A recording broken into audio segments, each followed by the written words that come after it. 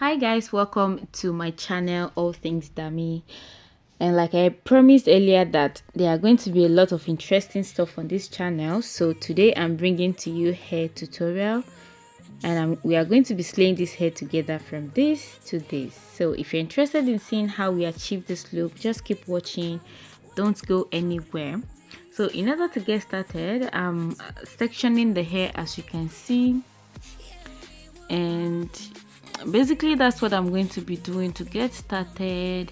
Usually in making of box braid, I know that a lot of people make use of elastic band in gripping the root and gel as well, but you know, elastic band is not advisable to be used because we know it can get tangled in the hair and break off the hair eventually, especially knowing that you're going to be having your braid for so long. So because of that, I am going to be using something different in this video, and it's going to be sewing thread. So I'm going to be making use of this sewing thread.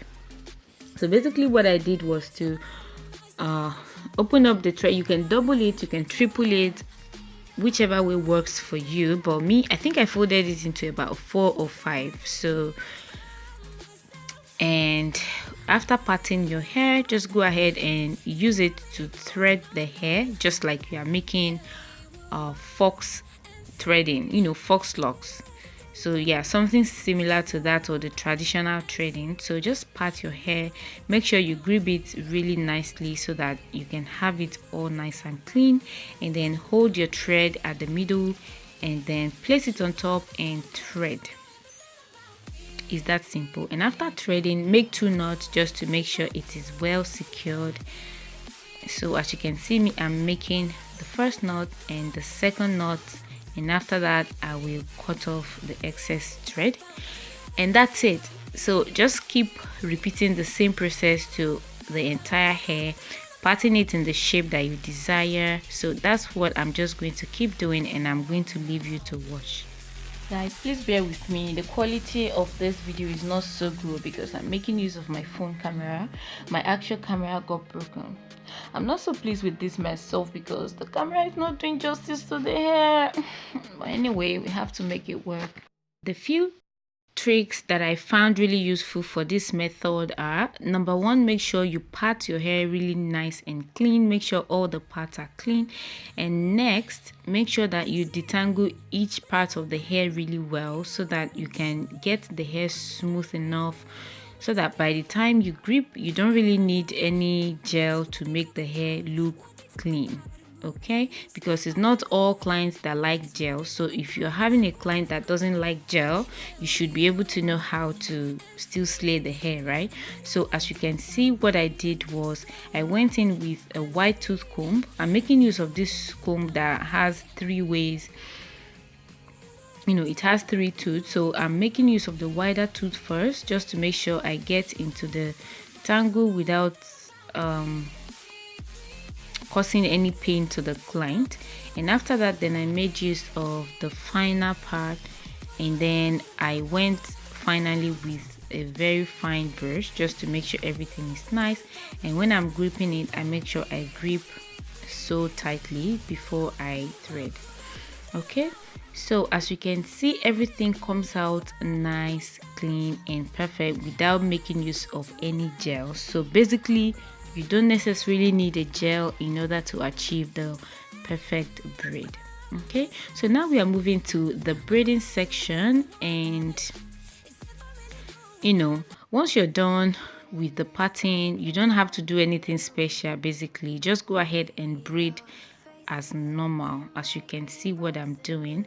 And if you're wondering, I'm making use of expression rich braid in the color 1, and I cut it into 2 because my client doesn't want it so long. You know, I would have recommended that we made use of it without cutting, but she doesn't want it that long, so that's why we cut it into 2. So as you can see, I'm just braiding and dropping it for my braiding partner to complete, just to make the work faster for both of us, for all of us and the client. Okay, so And as you can see, we are adding some extra hair to add to the length because the cutting tutu was too short, and if we don't cut it, it would have been too big as well. So just in case you're wondering the size of hair I'm picking, I'm just trying to show you so you can see. So this is how much hair I'm using. I don't know if it's showing the actual size to you on the camera, but yeah, I hope that helps somehow.